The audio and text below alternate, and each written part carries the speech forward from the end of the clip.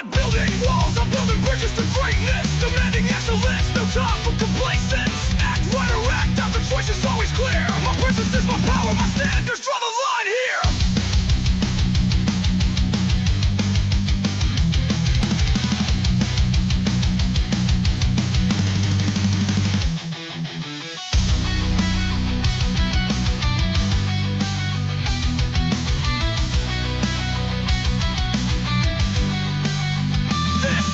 Elevation, protocol, rising above the chaos, taking control. My values not negotiable, my worth is my law. Surrounding myself with excellence, that's what I saw.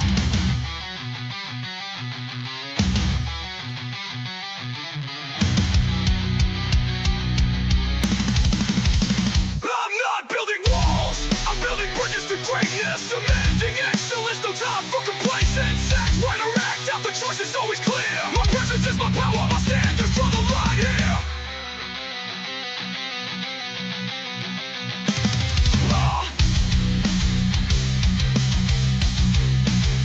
This is the elevation, protocol, rising above the chaos, taking control. My values not negotiable, my worth is my law. Surrounding myself with excellence, that's what I saw.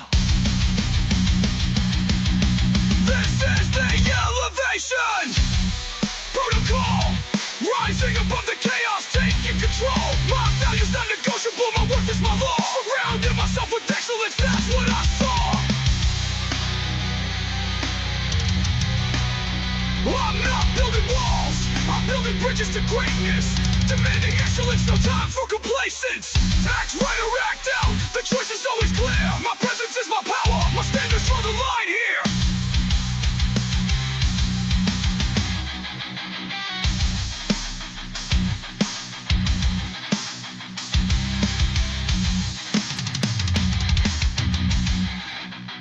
I'm not building walls, I'm building bridges to greatness, demanding excellence.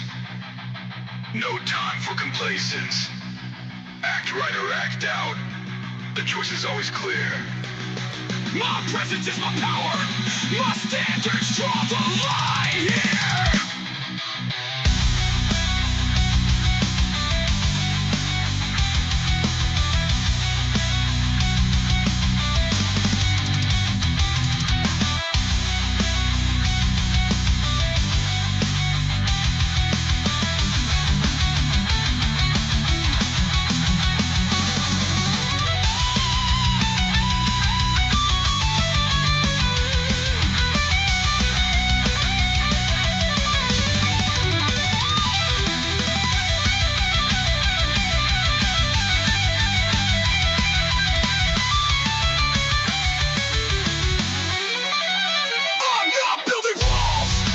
Bridges to greatness, demanding excellence, no time for complacence.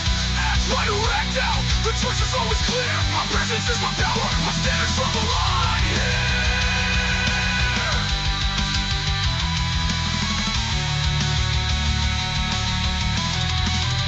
I'm not building walls, I'm building bridges to greatness, demanding excellence, no time for complacence. Act right or act out, the choice is always clear. My presence is my power, my standards draw the line here. I'm not building walls, I'm building bridges to greatness, demanding excellence, no time for complacence. Act right or act out, the choice is always clear. My presence is my power, my standards draw the line here. My standards draw the line here. My standards draw the line here. I'm not building walls. All right. How you doing, ladies and gentlemen? Welcome to This and That. I'm your host, Xander, where we talk about this, that, and everything in between. Hopefully, Steven, you got that notification, but we go give it a couple minutes, make sure that you know that we're live. So as we get things teed off, I want to remind you guys that we are live 7 nights a week, and we do not let the sun rise without going live, but we don't always start on time. That's why we ask you guys to like and subscribe and hit those notification buttons. We're about 15, 20 minutes behind the scheduled time. But uh, See, that's what I'm trying to tell you. You turned the notifications on the app outside of the program where you got the push notifications. Yeah, that's what it's a multi-step process because when you don't want to be bothered, if you have do not disturb mode on, you're not gonna get the notification. So it is what it is. But yeah, we here. Um, and we're going to be sitting over here basically talking about opportunity cost today. Uh, but we're supposed to be talking about the difference between mortgages and investing, which is similar to whether or not you should pay off your credit cards first versus invest, or pay off your car note versus invest. We're going to be talking about the opportunity cost. Um, uh, and as we get in here, I want to make sure that you guys hit those notification buttons, but also mash the reaction buttons throughout the show tonight because that triggers the algorithm, and then the algorithm shows this much needed information to so many more people who could literally benefit from having common knowledge that isn't all too common anymore because we don't pay attention to this until somebody talks about it. So since I'm talking about it, now you guys can learn it and pass it on to your kids, your friends, your family members, and all this other stuff. Now, here we're live 7 nights a week, and what we start by doing is on Sundays we do questions and comments from the fans, which allows us to you guys ask me questions about y'all, what y'all got going on, what ifs, hypotheticals, and then I'll give y'all some much needed um, information on how to pull that off, depending on what it is. Because typically I focus on legal ways to help you make, save, and invest money, negotiate, and bargain your way into promotions and raises and everything on your jobs, and then negotiate and open lines of communication in your relationships, whether it's your romantic partner, your family, your friends, or your kids. So um, it is going to be an unorthodox position, but this is a male driven podcast from the male's perspective. We do not like a red pill, blue pill, black pill situation, but if the shoe fits, wears it. So, ladies, there's a lot of times when I talk to y'all, if y'all don't want to hear it, I mean, it's not because I'm wrong, it's just because you don't want to hear it. But when I'm talking about, because this is to help the men become better men so that y'all can find better men when y'all decide to get with them. But in order for us to be willing to want to be better men, we got to have something to want to be better men for, because men strive to become better men, not just to be financially successful, but so that we can have a woman to share our life with. So we build our life up to become the valued man that a woman would want to be with so that we can start that legacy with that woman. So while men have to build themselves up to be better men, women have to build themselves up to be better partners for those men, right? Notice I didn't say that women have to build themselves up to be better women, because y'all are already fantastic. Y'all are better men than most men out here, but y'all have to learn how to be better partners for the men that you're looking for, because otherwise it's just not going to work for you, right? So then we have on Monday, Tuesday, and Wednesday, we talk about business and politics, where Monday we talk about different ways that politics negatively impacts your ability to make, save, and invest money. On Tuesdays, we talk about different ways to make money, save money, invest money, and budget money. Um, I did say I got to put quite a few shows up for Tuesday and Wednesdays over the next few weeks, but Wednesday, we talk about different countries around the world to live in and invest in. And some of them are good, some of them not so good, some of them somewhere in the middle. And when I find out unorthodox ways for you guys to invest in different countries, because there's plenty of ways outside of real estate to invest that are legal ways to invest where you're not going to get ripped off.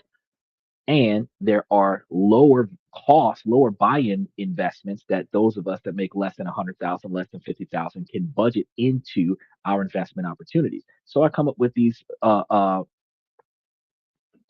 peer driven, peer reviewed, unorthodox ways for you to invest in things that low investment, low profit, but it is still a very beneficial way for you to make money for yourself.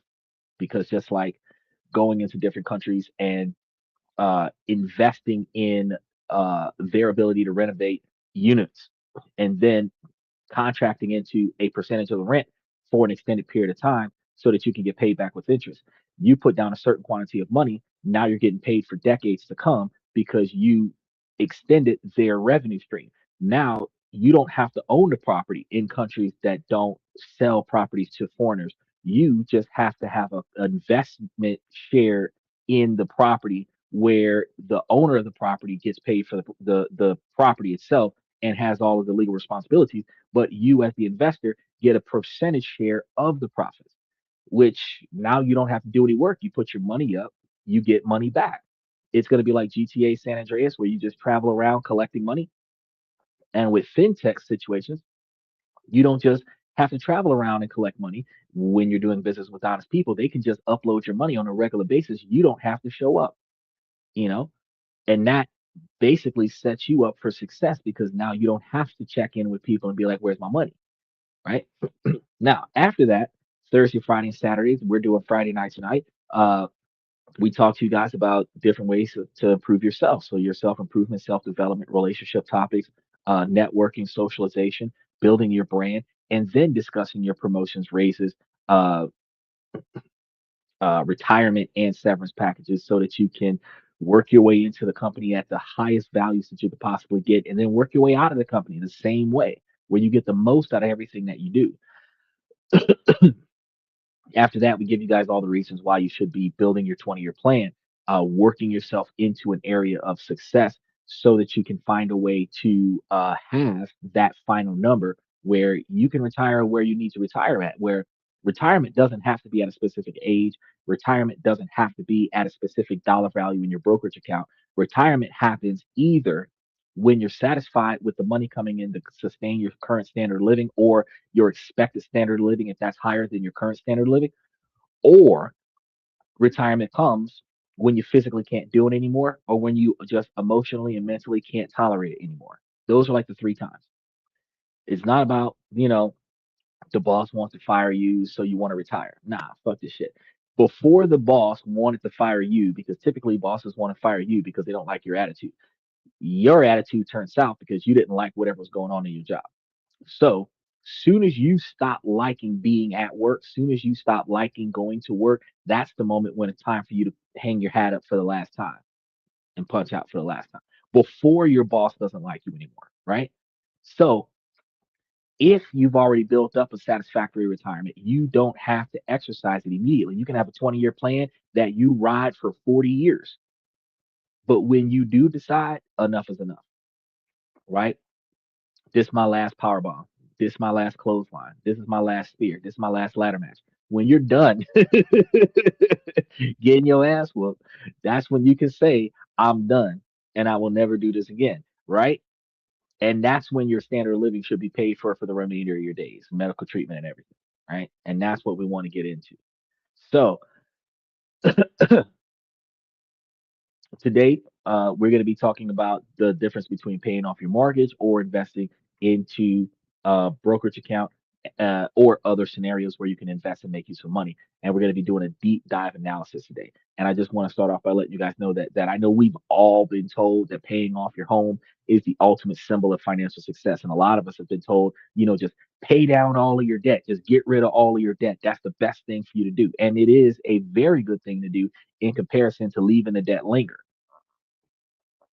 We understand that it's the American dream fulfilled when we own our own house.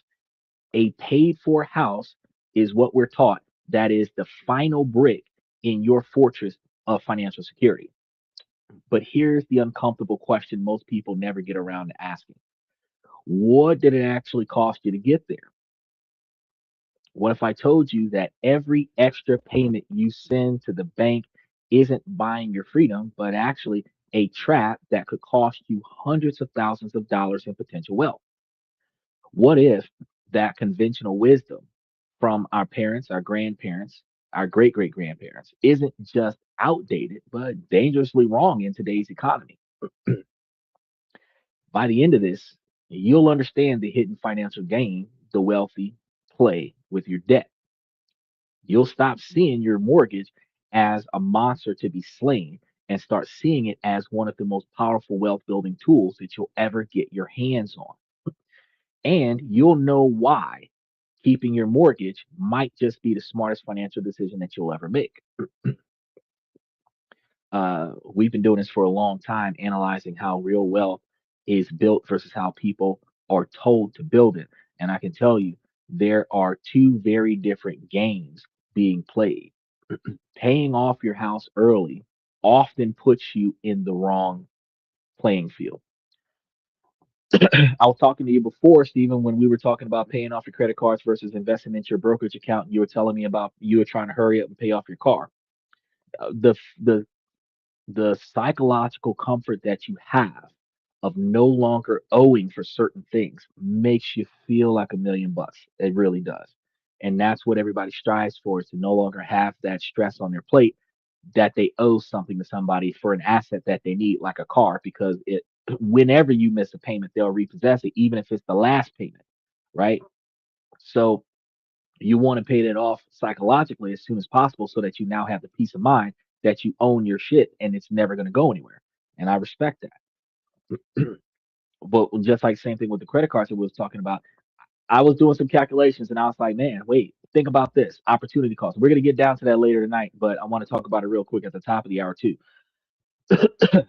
Say you have hypothetically $5,000 line of credit and you put hypothetically about $3,000 worth of debt on it, a little over half, right? Now, you want to start building your credit by reducing your debt, but you also want to start expanding on your brokerage account. Let's say you have a brokerage account with, say, $5,000 in it, right? And your credit card debt is going to charge you a premium. Let's say it charges you like $25 a month, for a total of almost $250 a year, right? Maybe a little bit more than that. But your brokerage account is also going to be giving you roughly about $20 to $30 a month every month, somewhere between $200 to $300 a year for the first year. The opportunity cost is where you decide what to do. Picture this. If you have a little bit of a balance there that you can play with, a little bit of available line of credit. Imagine you have, say, $500 worth of revolving debt that comes in: light bill, water bill, gas bill, phone bill, maybe even a car insurance payment that happens on a regular basis. And it's roughly about 500 bucks. If you put that on that credit card, it brings it from 3,000 to $3,500, and then you put 200 or more dollars down on it. Not all of the extra money you have, just 200 or $400 more than what you put on the card. If you put up 500, you put up 7 or 800, you're putting an extra 200 or $300 down on the debt, which brings down the original principal. But here's the thing: in your billing cycle, the goal is to exceed the minimum payment on your credit card so that you don't have to worry about late payments. Then you want to put extra money down to pay down a debt. Now, you can do it all in one payment, or you can do it in pieces where you pay twice a month. Once right after the bill rolls over, and once a few days to a week before the billing cycle ends. Either way you go, because that's what I would do. I would do it twice a month. Once right before the bill, put a lot of money down on it, which gives me the ability to get a lot of money to put down on it. And then once right after the bill, to make sure that I exceed the minimum payment. If they want me to give $20, I'll give them 30. If they want me to give them $60, I'll give them 70. But after that, because now I made sure that the one monthly payment is paid for. After that, then I put extra money down. I still end up putting about $6, 600, 700, $800 down on the card, but I made sure I wasn't late on my payment, because you can't control when your paycheck gets here, right? So, um, every month your billing cycle ends $200 to $300 less. Every month your interest rates are going to have a smaller amount due. Every month that 25 or $30 a month is going to go down to 25 to 20 to 15 to 10. Your brokerage account is going to do the exact opposite. Your brokerage account, you're going to put maybe $300 $400 a month in your brokerage account, because everything's on your credit card. So outside of your rent or your mortgage, there's nothing else that you have to pay for. So everything else goes onto your brokerage account. The more money you put onto your brokerage account, the more money you're getting off of your brokerage account. You don't need the money coming off of your brokerage account, so you're reinvesting the money back into your brokerage account. In that dynamic, your $30 a month turns into 40, 50, 75, 100, 200, right? Within the first 12 to 18 months, you're now making more money off of your brokerage account than what you have to pay on your credit cards. As your credit cards go from having a $5,000 line of credit with a $3,000 balance on it, all the way down to having no debt, and your brokerage account going from $5,000 worth of brokerage up to $10,000 worth of brokerage money, your monthly payment is going to be significantly higher than your credit card level, cost of doing business, right? Over the years, you'll now have a revolving line of credit where you're going to put money onto your credit card right after the bill is over, right after the bill rolls over. Everything that you wanted to spend in cash, you would put it on the credit card for the amount of regular utility bills that you would have otherwise paid for. Then you're going to just pay it all the way down to like $2. And now every month you have a $2 bank statement that is due on your credit card. And then you pay that $2 a few days after the bill rolls over. However, on your brokerage account, everything else is on your brokerage account outside of paying your rent. Now, your brokerage account is exponentially growing. Your debt stays low. You're showing monthly payments. You're showing good status. You are now able to apply for higher credit cards. American Express takes you at 680 if you haven't had a bankruptcy in the last 5 years and you've had consistent on time payments for no less than 2 years, which means that if you have a 680 or a 690 credit score, you can get you a $25,000 unsecured credit card from American Express because you've been using your card this whole time, just rolling over credit. At the same time, you're building your brokerage account. Now, that's that opportunity cost. The money you didn't make on your brokerage account because you put your whole paycheck on your credit card. Yeah, you paid your credit card down faster, but you lost out on 2 or 3 months worth of building up your brokerage account. That's the difference. That's what people don't think about, don't pay attention to. And that's what we're going to be discussing right now with mortgages versus investment properties. So let's get right into it. Should you pay your mortgage off early, or should you make that extra payment every year or throw a few $100s at your principal each month? The immediate knee jerk reaction, fueled by a lifetime of what we've been told, is of course, get out of debt fast as possible, right? But that's a simple yes or no answer to a question with layers of complexity.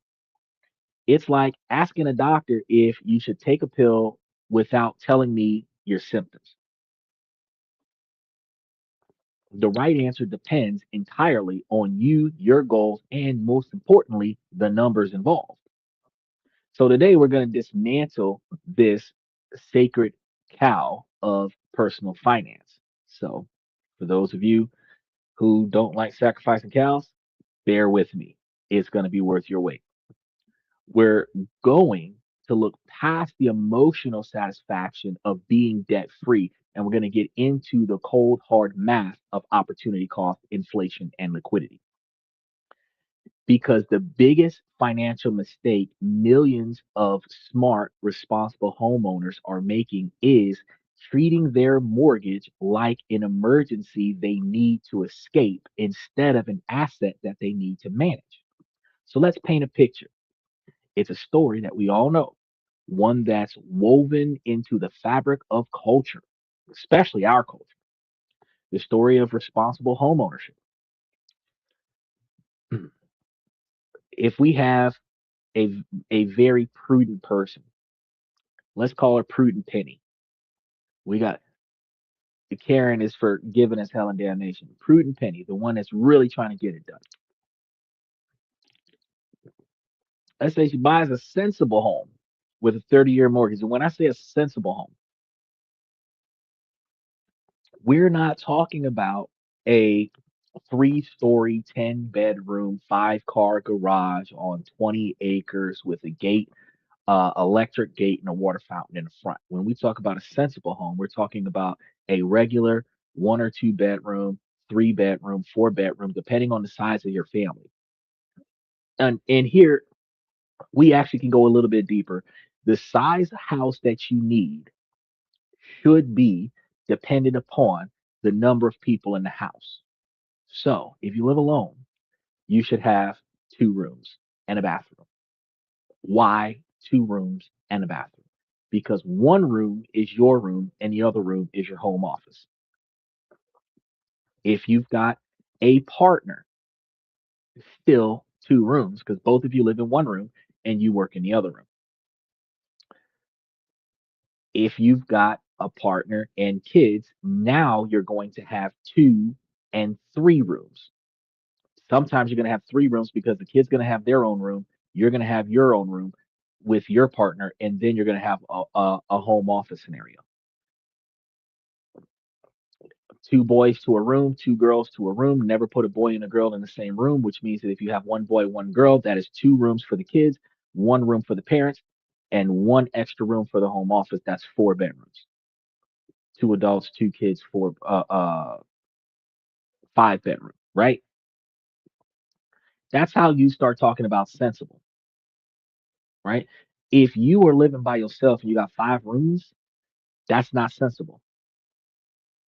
And likewise, if you're living with 3 kids and you've only got 2 rooms, that's not sensible.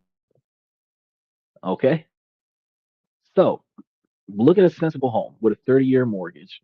And from day one, uh, Prudent Penny is determined to beat the bank at their own game. So she's working hard, living frugally, and every time she gets a small bonus or a tax refund, she throws it right at her mortgage principal. She tells her friends, I'm making an extra payment a year. And they nod in admiration. Good for you. You know, her parents are proud. She's sacrificing today for a secure tomorrow. She even prints out the amortization schedules, highlighting the rows and watching which satisfaction as the payoff date creeps closer and closer together. From the date it was due to the date that you no longer owe anything.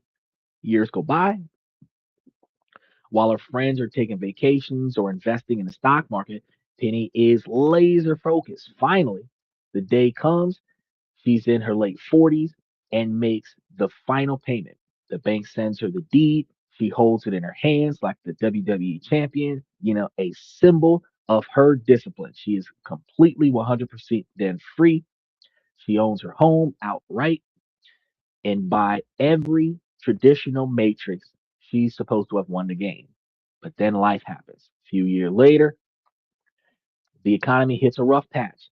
Penny's company has to downsize, and her job is eliminated. At the same time, her aging father has a medical emergency with staggering out of pocket costs. Suddenly, Penny, a responsible homeowner with a paid for house, finds herself in a terrifying position. Her entire net worth, the sum total of her life savings and discipline, is locked inside the 4 walls of her house. She has no debt, but she also has no cash either. No savings, no brokerage account, no alternatives. So she's what's known as house rich, cash poor, which is the opposite of what most men are these days that are riding around with flashy cars, where they're car rich and house poor, or car rich and everything poor. Now, she can't pay for her father's medical bills with a bedroom, and she can't buy groceries with her beautiful landscaping. She goes back to the bank, the same one that she proudly paid off the house with, and asks for a home equity line of credit. But now, with no job, the bank sees her as a risk and denies her application. So her only option is to sell the house. But in a weak market, selling quickly means accepting a price far below what she knows the house is worth, and a lot of times far below what she put into the house. She's forced to sell her greatest asset at the worst possible time, all because she had no liquidity, right? He said, all I need is a 1 room shack until I get married and have kids. Right now, 1 room does the trick. I agree with you part ways. You need 1 room house, fully renovated with no repairs required, that you can maintain until you find you a partner that is worthy of you buying a bigger house and then renting out the first house and having that first house as a second income, and then using that bigger house to have kids. I wouldn't do a shack, but I understand what you meant when you said 1 room shack. I wouldn't do a shack because a shack is going to be a fixer upper and it's going to have a low monetary value. A house that's been fully renovated that doesn't have damage that needs to be repaired, is a house that you can take a larger, because the after repair value or the market value of the property is going to be where the equity lies in the house. When you take out 50% of the value of the house, if you have a one room house that's worth 200 or $150,000 for a one bedroom house, that's expensive. But if you had that, you could take $75,000 out and put that down on a $500,000 house. If you had a house that was worth $100,000, a one bedroom house that was worth $100,000, because of the after repair value or the actual market value of the house, where you can then take $50,000 out. Most houses only require you to take twenty to $30,000 out to buy a single family house in the first place. Now you can mortgage the house that you're living in as a single man in a single room house, and then use that house as a rental property to pay off the mortgage, and then you now move into, and you could take out a 30-year mortgage if you take out like a 55 or $60,000 mortgage, because anything over 50,000 is going to be more than 15 years.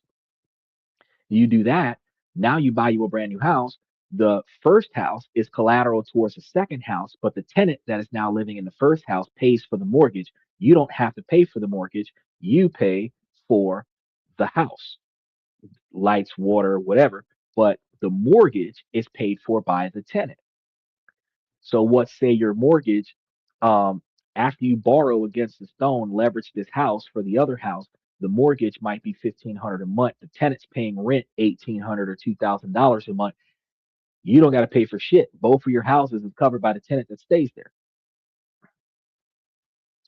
But that's only going to happen if the house has value. If you got you a rundown piece of nothing, because men are going to switch to survival mode, and we will live in a three wall house where the fourth wall is missing, because all we need is a roof. We don't even need the walls. We'll back the car up and block the wind from the other direction and just make it work. We'll make it work, but you don't have equity in making it work, right? No, the tenant will pay for their own electric, water, and garbage. I was saying that if you mortgage the first house or use the first house as collateral to buy the second house is going to be your primary living situation, and then your first house will pay for the mortgage that is tied to both houses. That's what I was saying, which is feasible in most situations. I mean, if you get the house with the right kind of value in it, it's feasible, but that's why I say, it's probably not a good idea to get a beater upper, like one of them houses that's 25% of it caught on fire. So you're staying on the 25% of it that doesn't have fire damage on it. That's not good for you. You're going to need 50 grand just to make it livable. We'll live in a car. Hey, mama always said, if you got a car, you got a home. And then you got a home with a sunroof or a moon roof in it, so you can open the top and get the breeze in and don't have to worry about the mosquitoes coming to get to you. Yeah. Now, the uh the story or version of this situation with Prudent Penny plays out all at the same time. And it plays out all the time with a lot of people. This is going to be the quiet, devastating result of a financial strategy that prioritizes the feeling of security over the reality of it, right? Prudent Penny did everything that she was told to do, and it was right. And yet she ended up in a financial nightmare. Her mistake wasn't paying her bills, it was paying them too fast without understanding the hidden cost behind it. Now, Penny's story is a perfect example of two key financial concepts that are almost completely ignored in the conversations about mortgage: dead equity and opportunity cost. So let's start with the dead equity. When you make an extra payment on your mortgage, that money doesn't just vanish. It turns from a liquid asset, cash, into home equity. Equity is the portion of your home that you own. And that sounds great to a lot of people. And it is part of your net worth. But here's the crucial part: it's productive, illiquid equity. It's dead equity. So imagine you run a business and you have a superstar employee. Now, imagine taking that employee, locking them in a storage closet and telling them to just sit there for 20 years. Like Reverend Sapp that said, "We ain't going nowhere until we get this money." Held what, 25,000 some odd people in the congregation hostage till they put up that money. Still your employee technically, but are they doing anything for you? Generating revenue? Innovating anything? No. They're dead weight. They're in a closet. They're not doing anything. And that's exactly what you do with your money when you aggressively pay down loan interest mortgages. You are taking your most productive asset, your capital, and locking it away where it can't work. Home equity doesn't earn dividends. It doesn't generate interest. It doesn't compound. It just sits there. Now, the only way to get that money out is going to be to sell your home or borrow against it. Both processes are slow, expensive, and often difficult, especially when you need the money the most and you're not properly prepared to request it. It's not a liquid asset. You can't tap an app on your phone and just have your home equity in your bank account in 2 days. Now, with stocks, you can. That's the difference. Michael says, how much for the house? Will you take a check? Yeah, a lot of people are going to have to short sell it because not only so first and foremost, when in this dynamic right here, with Prudent Penny, she needs money now. She doesn't have a job.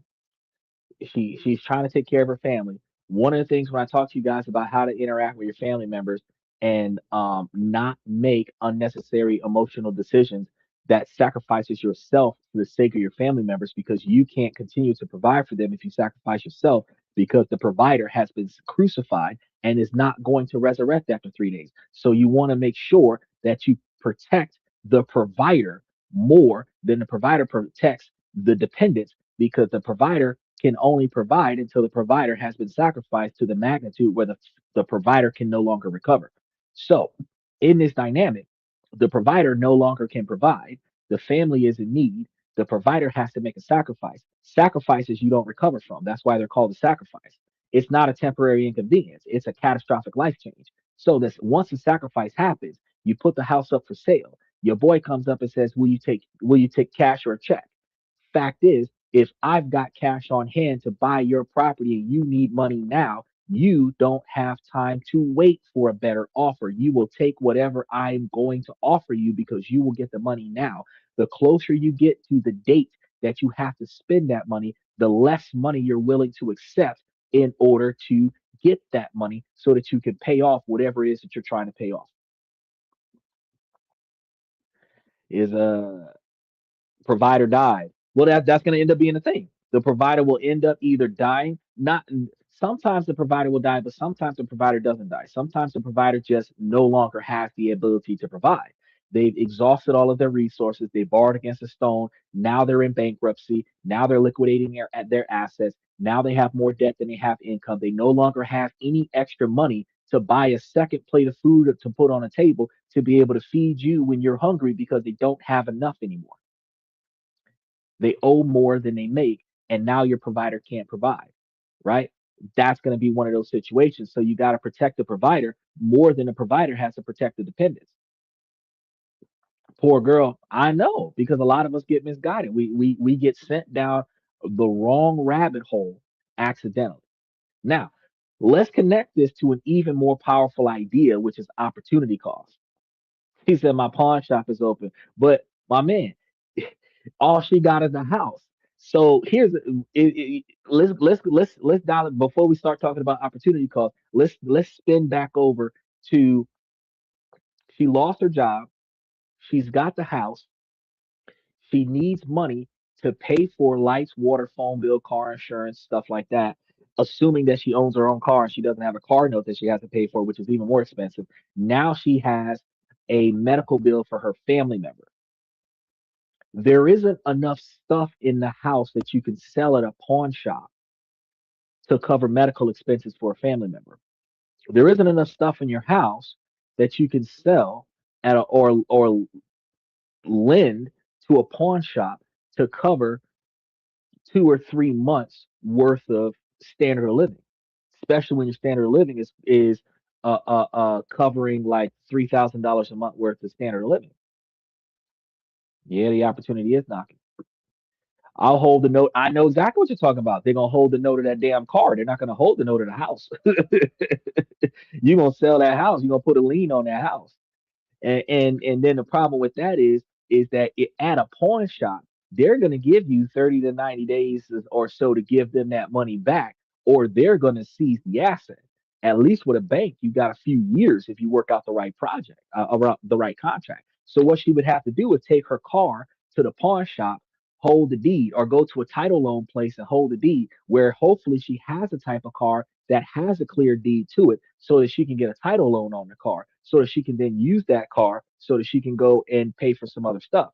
Hopefully, she has a car with enough equity in it where even if she has a mortgage, she can remortgage the car and get back money off of remortgaging the car, where she can then take that money and put it towards some shit. But then she's still got a larger car note to pay for, right? Because the value of the car is going to go down too. But if she don't leverage her car to get collateral, and then when you're trying to leverage your assets to get capital, you're still going to want to make sure that you got a source of income to pay. She doesn't have a savings account. She doesn't have a brokerage account. All she's got is a house.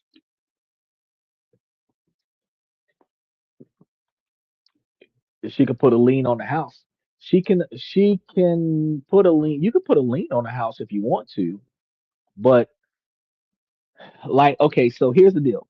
You can put a let's say you put a mechanics lien on your own house, and then if you put a mechanics lien on your own house, you have to pay off your own lien before you can sell your own house to anybody else, but it doesn't put money in your pocket.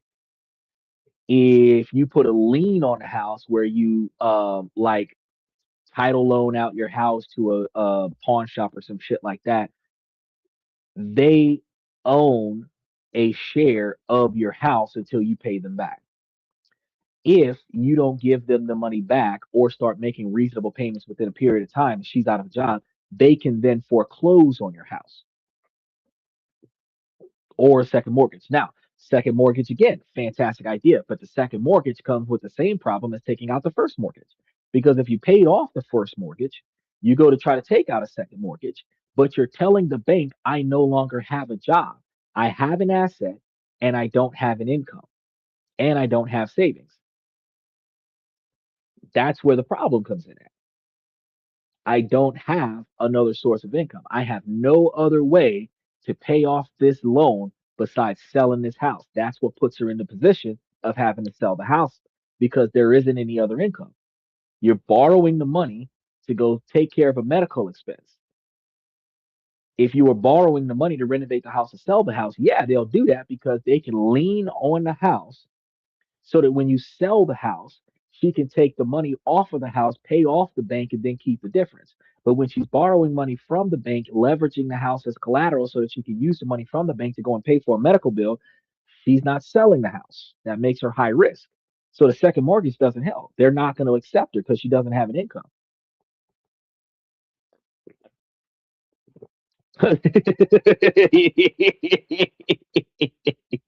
Pawn shops, boy, pawn shops is gonna make a killing on two sides of the fence with that because everybody that can't afford their car no more, they got a title to it, putting their car up at the pawn shop. You got pawn shops with more cars on it than a used car dealership. Then the pawn shops are selling bicycles like a son of a bitch for $25 a bike. You can sell me your car, I'll give you a bike, then I'm gonna put your car for sale.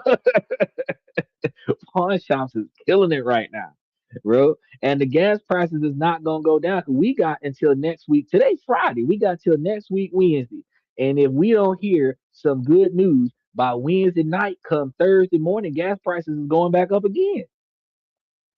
If you were looking at the stock, Steven, you seen that Prospect Capital started going up in value because they weren't at war right now. Watch when they start dropping bombs on Thursday and Friday. Watch it go right back down to like 245, $2.45 a share. You're going to be right back up at 21.4% interest. Ellington Residential is right at 20.8. Orchid Island is right at 19.86. I'm trying to told you because they out there blowing shit up. Real estate investment trust. are offering 20%. I'm like, shit, I'm gonna buy as much of it as I can so that I'm locked in on the good rates when the value of these stocks start going back up. He said, Happy Friday. Definitely, definitely. Enjoy it while you still can. Because when your ass got to go to work, it ain't going to be as cheap as it used to be. Now let's get into this opportunity cost. In economics, opportunity cost is the value of what you give up when you make a decision. If you have an extra $500 and you spend it on a fancy dinner, the opportunity cost isn't just the $500, it's the stock share you could have bought instead. Like I tell you guys about how, a pack of cigarettes might be $15 and Ellington Residential is $4.55 a share. You could buy 3 shares of Ellington Residential. Prospect Capital is like $2.45 a share. You can buy, shoot, for less than $3 a share, like 5 shares of that one for a pack of cigarettes. The opportunity cost there is enormous, right? That's what we're talking about. When you make an extra $500 payment on your mortgage, you're making a choice. You're choosing to get a guaranteed risk free return equal to your mortgage's interest rate. If your rate is 6%, you're effectively earning 6% on that $500 because you're avoiding the future interest on that $500. And a guaranteed 6% return isn't bad at all in comparison to some investment opportunities. But here's the $1 billion question. What was the opportunity cost? What could that $500 have done if you hadn't locked it in the storage closet next to your most valuable employee, locked it in your home's equity? This is where the wealthy think differently. They don't see debt as a moral failure, they see it as a tool. A long term fixed rate mortgage is cheap money. So let's uh, uh, recognize how this is going to let them control a larger appreciating asset, which is the house, with a little of their own money, freeing up the rest of their cash to go out and work for them. So try understanding that if they can borrow money at 5% or 6% and invest it to earn 8% or 10% over the long run, they capture the difference. That spread, compounded over decades, is how real wealth is built. He said, I'm trying to get this stash account going. It's taking longer than I wanted as I can get it. But that's why I told you when I first sent you the link like a month and a half ago. I was like, just go ahead and get it. Go ahead and get it started. Put like $5 up there. And then whenever you feel like getting to it, it'll already be there. Remember I told you that? Sometimes I don't like being an I told you so kind of guy, but this is why I told you back then. It's free to do. You didn't have to pay for the membership at all. All you had to do was link your account, get it authorizable to make the first transaction, and then wait until you felt comfortable with making the first transaction. If you would have pushed it at that time to where whenever you felt like it, you could have just put some money up there, or if you would have just put $5 or $10 up there at that time a month or two ago, today you'd be like, fuck that, bro. I just dropped $1,000 in that bitch. I just said, but let's go, wow, woo, stock market, you know. But you had to get comfortable with it first. You had to pay down some debt. You had to get your peace of mind together before you started doing it. I'm gonna tell you, I felt what last year the same way you felt this year.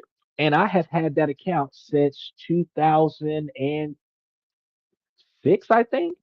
But remember, I told you I had just found a brokerage account, not a brokerage account, Coinbase. I got money in Coinbase from 2022 that I forgot all about.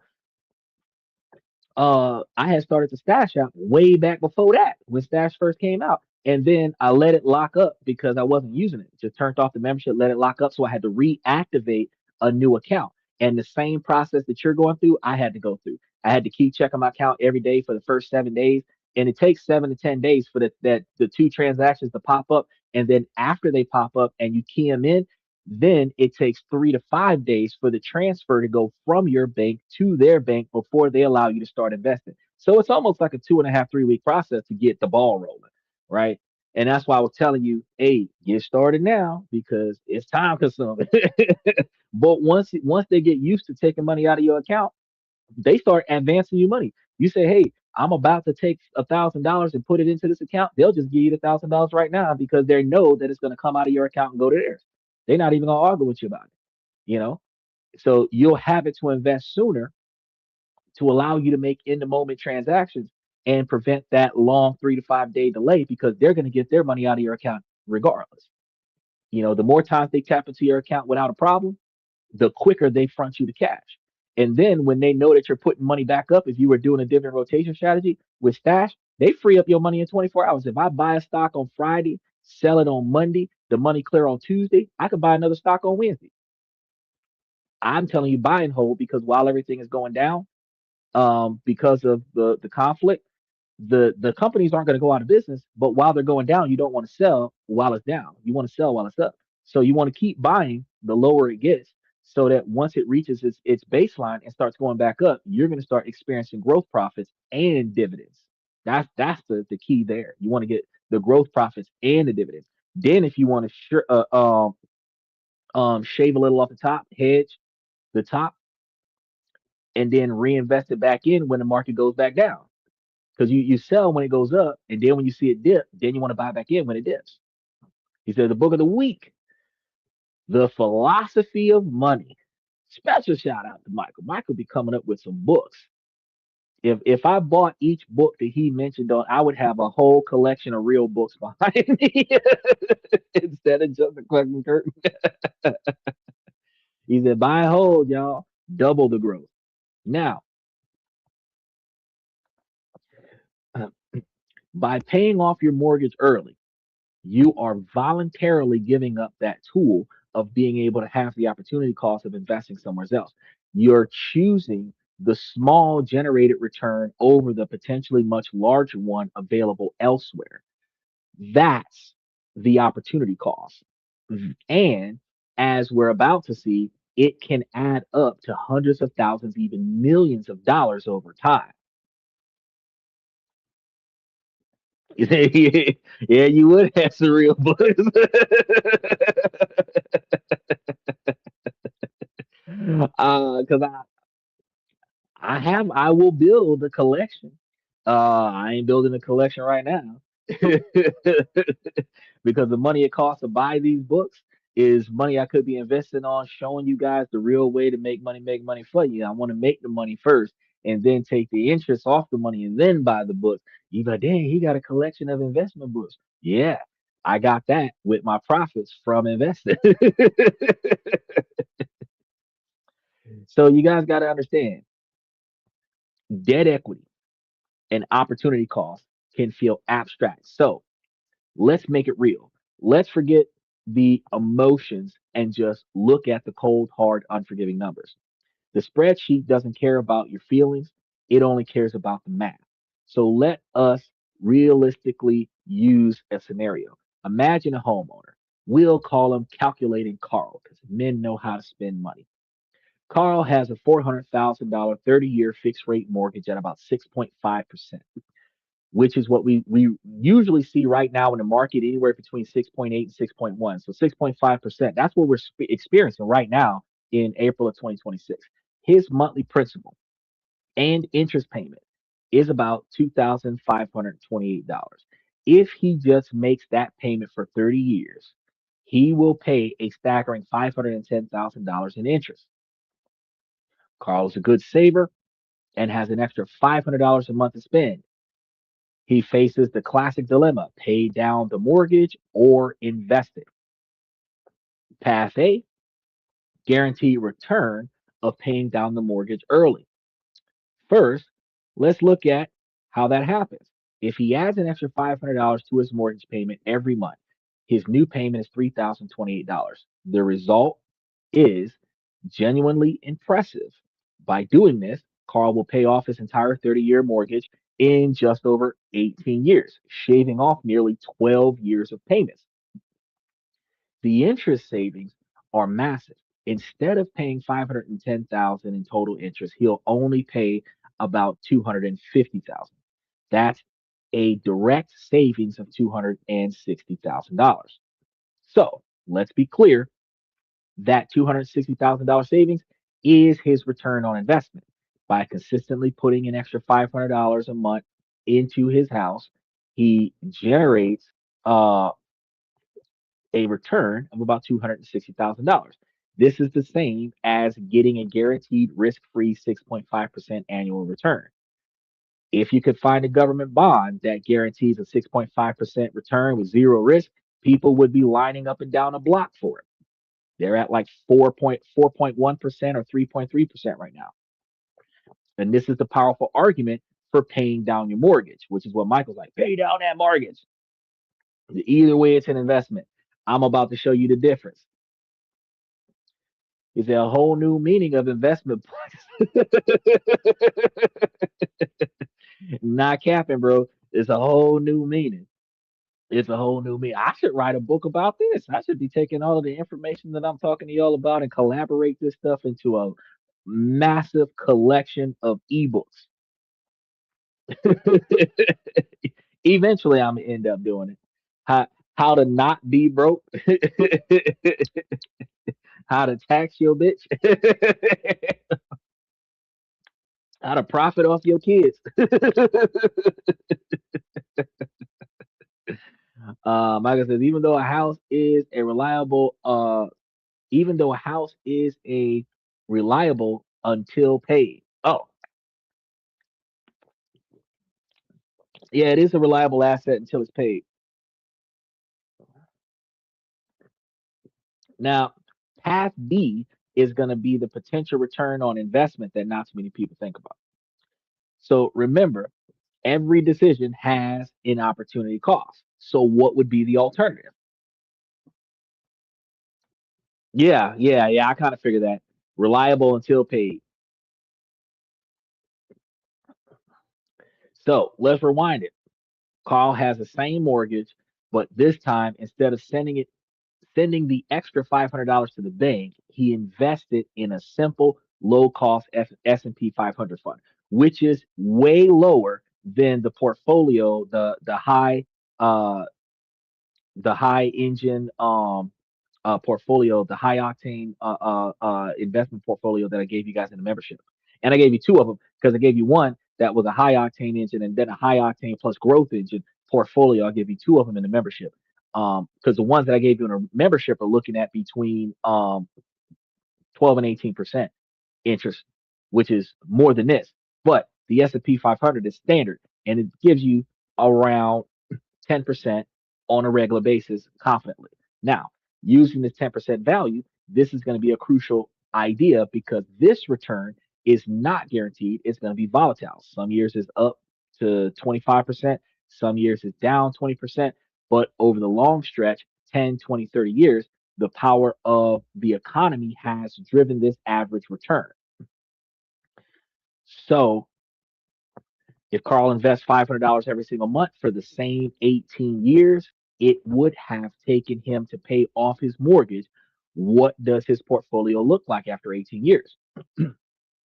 Using a compound interest calculator and a conservative 8% average annual return over taxation, this is going to be below the historical average, though. His portfolio would be worth about $253,000. Now, understandably, if we would have been doing this calculation with the 12 or 13% growth rate that we would have had minus taxation and looking at that average 10% return, it would have been slightly higher, closer to 300,000.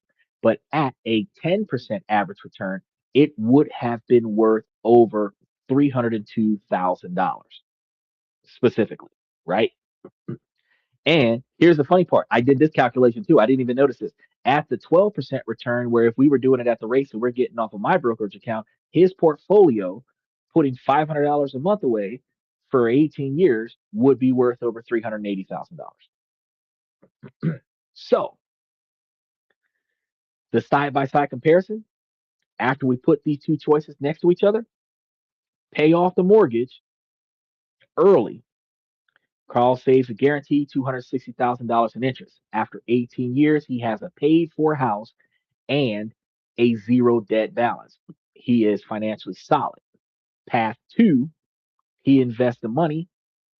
He still pays the mortgage for the full 30 years, but at the same time, the 18-year mark, he has an investment portfolio worth $302,000 at 10%, or let's say $380,000 at the 12% that we're using with the investment portfolio that I talked about. Which one do you think is better? He said, is the economy on the brink of collapsing due to the Iran conflict? No, the economy is not on the brink of collapsing due to the Iranian conflict. As it stands right now, the the market dips is about the same as the market dips that happened when the government shut down between October and December. The market is not on the brink of collapse. Actually, this type of stuff fuels the financially challenged individuals' motivation to be successful, because if you invest now while the good stocks are low, like DHT Holdings, um, International Seaway, those are the oil tankers that everybody's fighting over. If you buy into those motherfuckers now, while the tankers ain't able to sail nowhere, the stock is low. When the motherfuckers start sailing and 20% of the damn oil reserves start flowing all over the place, DHT Holdings is going to skyrocket. International Seaway is going to skyrocket. Zim stock is shipping containers. I'm not talking about shipping containers. I'm talking about oil containers. You know what I mean? That's a whole different idea. We was talking about real estate investment trusts, renters. While the renters are off to war, the market is lower. But when the renters come back home and start paying their rent, the market goes back up a little bit, right? Same thing. The government is currently still shut down, partially shut down. So while we're at war, with some tenants off to war, some tenants are not getting paid and still working. That is two hits on real estate investment trusts. But the best part about it is that if you're buying into it now, while both of those things are in chaos, once the budget starts coming back out for DHS employees and the troops come back home from blowing up Iran, real estate investment trust shares are going to go up. Stocks are still going to get paid the same quantity of dividends as long as they don't cut the shares, but the stock is going to, so you're going to experience the growth. So you want to get in now while it's at the 20% mark, 21% mark, so that when it goes up, you are grandfathered in to the best values. He says live in a house for 6 months, then rent it out, let the renter pay the mortgage, and at the same time, pay also you pay also on the mortgage, and your new job is a trucker. Well, the first thing you'd have to do is you'd have to get you a CDL license. Then you'd have to get you a job as a trucker. Then, since you're going to live out of the truck that you work in, so you want to get you a really big rig. Once you do that, then you rent out your house to somebody who's going to pay your rent. And that would be a fantastic job because you don't live there anymore. And the two of y'all will pay down on the same house. And then by the time you finish with that, you have all this extra house. And then, you can still be a trucker. And by the time you quit being a trucker, you should stack up enough cash to not have to worry about where your money's going to come from. But in doing it the way you're talking about doing it, if the homeowner and the tenant is paying down the house, you're paying off the house for 8 years, and the house is paid off. But opportunity cost, if you rented that house out and let the tenant pay on the mortgage, and then you take the whole $2,500 mortgage that you would have paid and put that into a brokerage account. You imagine that if $500 a month would have gotten you in 18 years, 200 something thousand dollars, then you can imagine that 2,500 a month for a 10 years, let's say 10 years or so, would be putting you well over half a million to $750,000 worth of money in a brokerage account, where you still have 20 years left on the mortgage after 10 years. Your tenant stayed there for the last 10 years, just paying a little over the mortgage with enough money to cover repairs. But all of your money went onto your brokerage account and getting more money off of your money, because the house is doing 6%, 6.5%, and the brokerage account is giving you back double in interest rates. Putting it in a brokerage account, even while you're being a trucker, is still more beneficial to you than putting it all on the house. Yeah, you got more equity. So let's say you need to replace your truck. you can leverage your house to buy you another rig.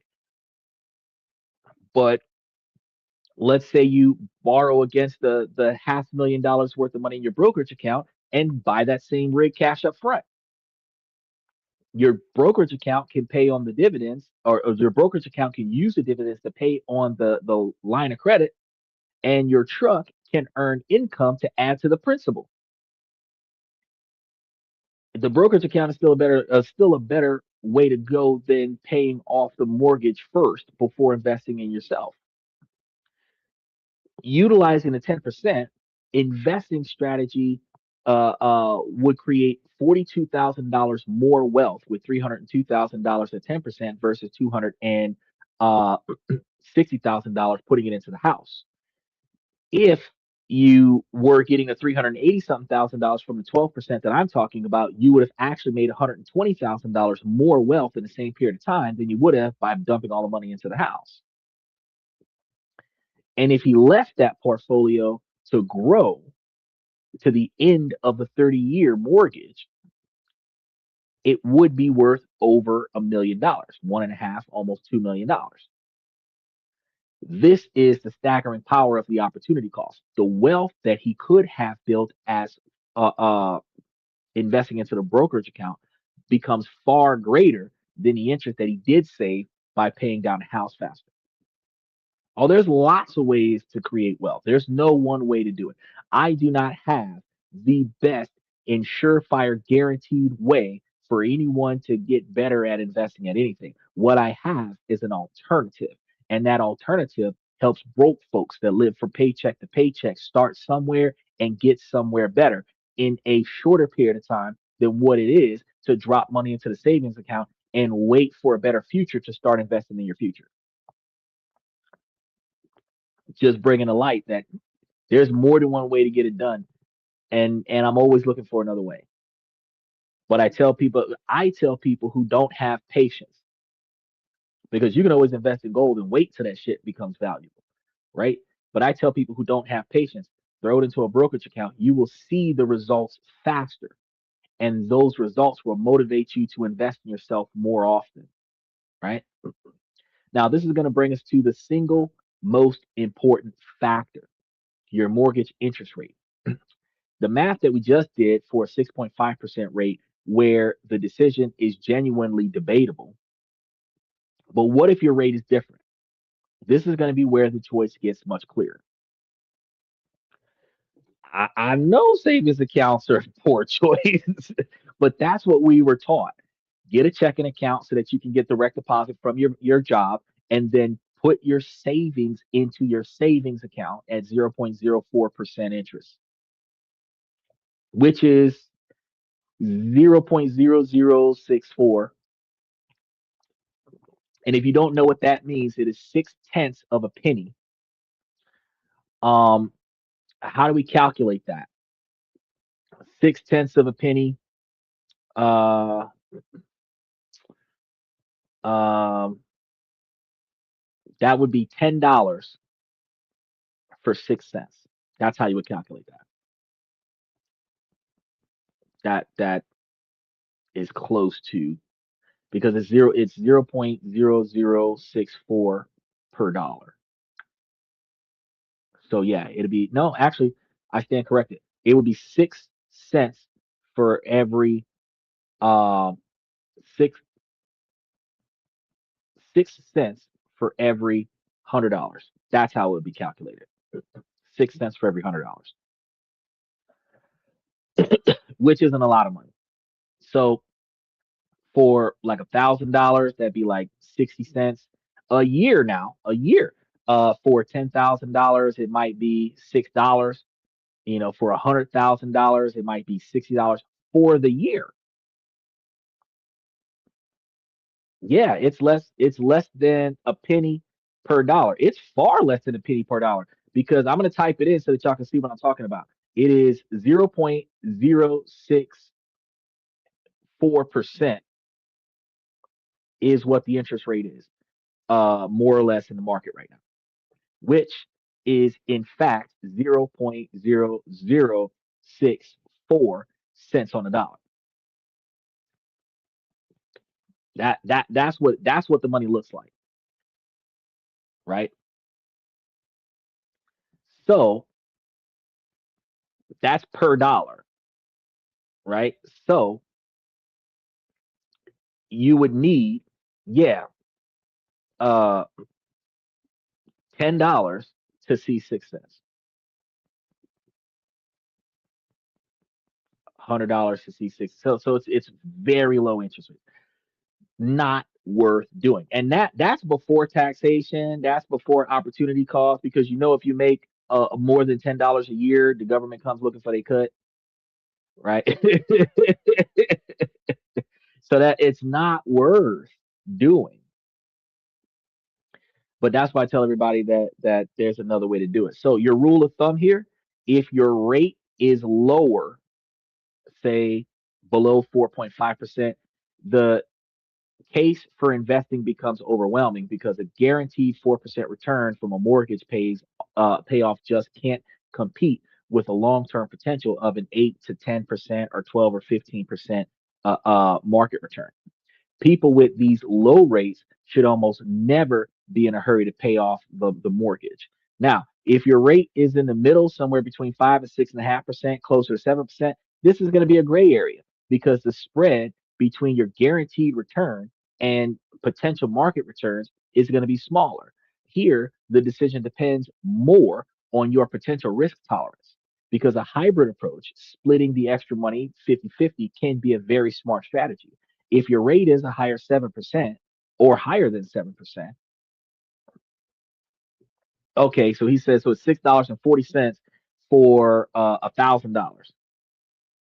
Okay, so I was off by some numbers, by some zeros, but it's still, so that's like $64 for every $10,000, which is very shitty money. Because when we did the dividend rotation strategy last year, we turned $1,000 into $3,000. We were hitting the numbers last year. I was telling y'all, like, bro, you can get this, and I was getting it too. I was getting it. So back to it. If you're looking at a 7% interest rate or higher, the tables are going to turn, because a guaranteed risk-free return of 7 or 8% is extremely attractive, and it starts to match or even beat the long-term average of the stock market, but without the risk. So for a homeowner with a high interest mortgage, prioritizing extra payments is a very, very smart move when you have very, very high interest rates on your house. So you have to know your numbers. Your mortgage rate is the benchmark against whichever other every other potential investment should be measured against. So without knowing it, you're flying blind. The math is the core of this decision, but it is not the whole story. There are other powerful forces at play that can dramatically tilt the scale. Two of the biggest are going to be inflation and taxes. Here's a hidden catalyst: the inflation arbitrage. And this is going to be the concept the wealthy understand instinctively. When you have a long term fixed rate mortgage, you have a secret weapon working for you, which is inflation. Most people think of inflation as a bad thing. Prices go up, your money buys less. But when you have a fixed rate loan, inflation is your best friend. Why? Because you are paying back your loan with dollars that are worth less and less over time. So think about it. Your mortgage payment of $2,500 fixed rate for 30 years, but your income isn't. Over the next 30 years, your salary will likely raise. The price of everything will raise, but your mortgage payment stays the same.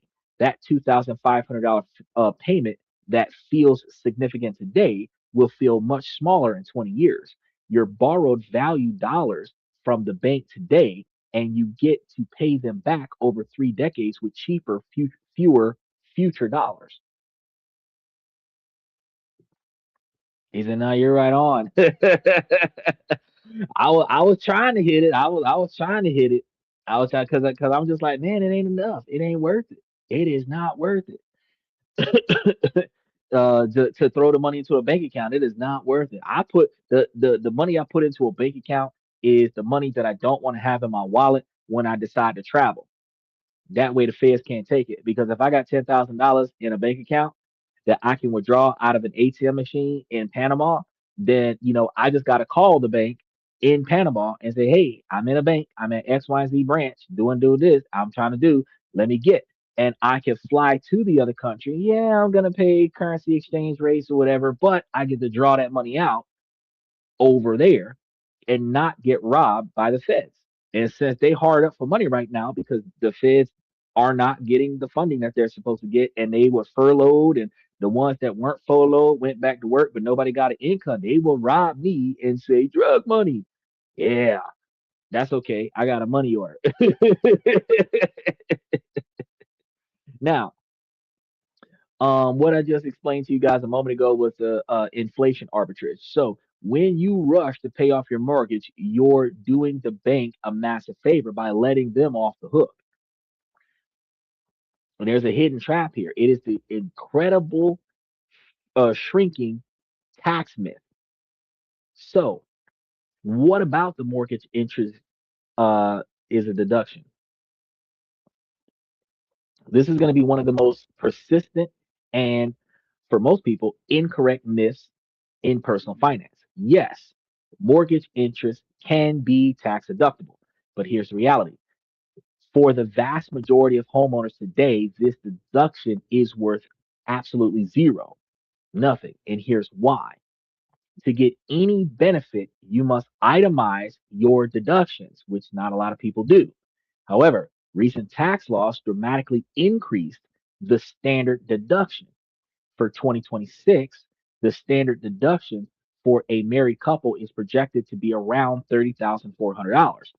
This means that unless all your itemized deductions, your mortgage included with the interest, state and local tax capped at $10,000, and charitable giveaways add up to more than $30,400, you'll just take a standard deduction because it's going to be the better deduction. And if you do that, you get no extra benefits for that mortgage interest that you paid. For example, a couple with a $400,000 mortgage at 6.5% pays about $25,800 in interest in a year.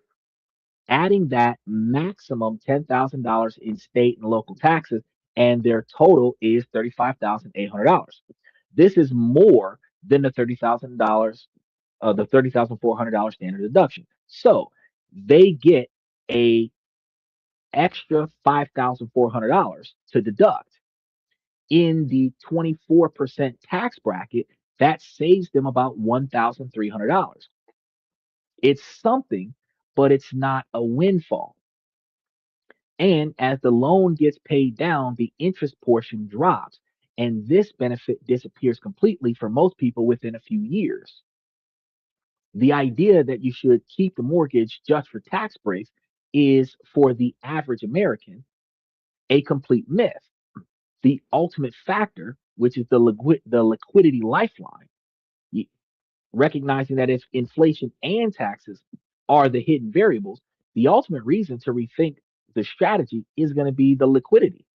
So we touched on this with Fruit and Penny story, but it's the single most underrated part of the financial security.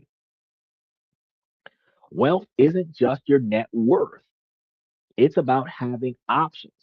It's about resilience, and liquidity is what gives you your options. So when your money is in an investment account, it's liquid. You can access it in days to deal with an emergency or seize an opportunity. Job loss, medical bills, once in a lifetime investment. Your liquid assets are your army ready to be deployed. When your money is locked up as home equity, it's illiquid, trapped. Accessing it requires a lengthy and uncertain process. A HELOC or cash out refinance isn't guaranteed. It depends on your income, your current credit levels, your credit scores, and the bank's mood. Selling is even more drastic. And when I talk about the bank's mood, with all the volatility that's going on right now, the bank is less likely to do things for you that they would have done had we not been in chaos, right? Being house rich and cash poor is one of the most vulnerable positions that you can be in. It's the appearance of wealth with the reality of fragility. And this is one of the reasons why I tell women all the time that you're not looking to date a guy with an expensive car and an expensive house that's not paid off because they've got expensive debts that they can't afford to cover. And that means that they can't afford to cover your decisions, which means that yeah, this stuff look nice. Yeah, it'll look nice with you being seen it with it being in the background of your Instagram feed, but you don't benefit from him looking rich. You benefit from him being rich. So a dude that's driving a 1986 Toyota Supra that inherited his house from his father, probably more attractive because he's got plenty of money because he don't owe nobody nothing.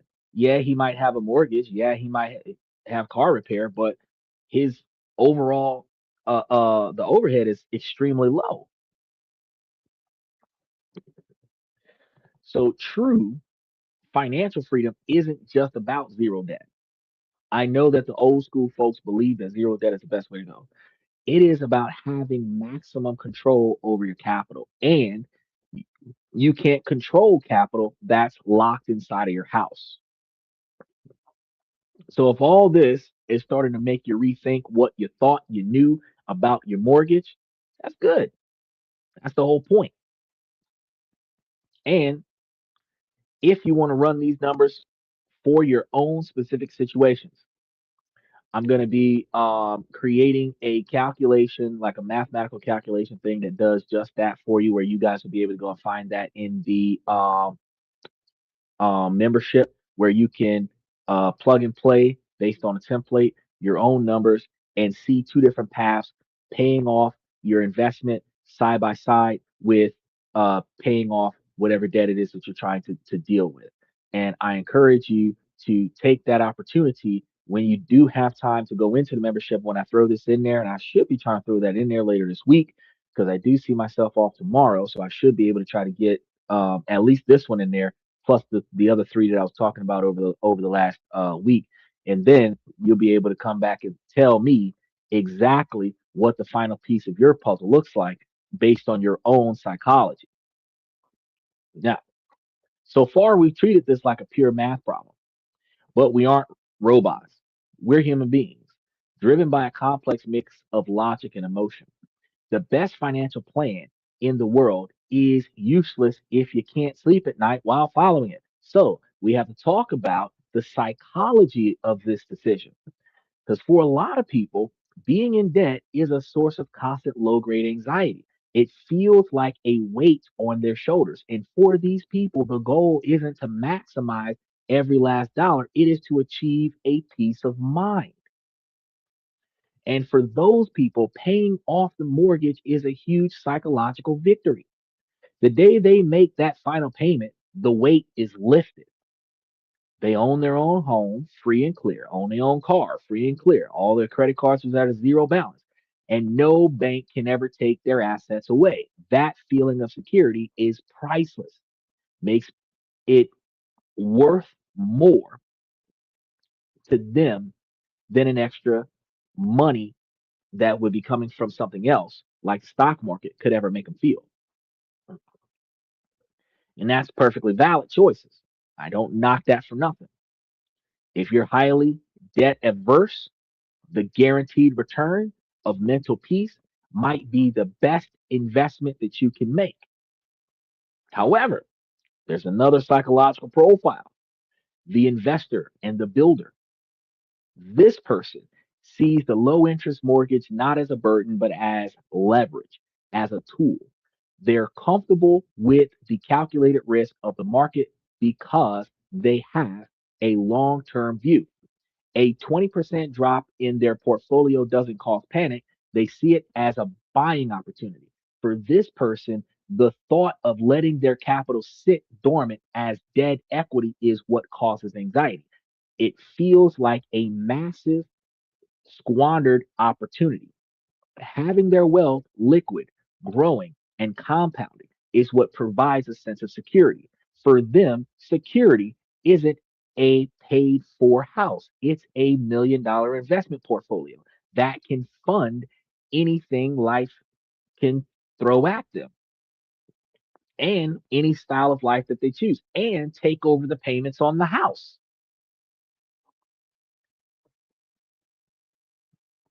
So you have to be honest with yourself about which person you are.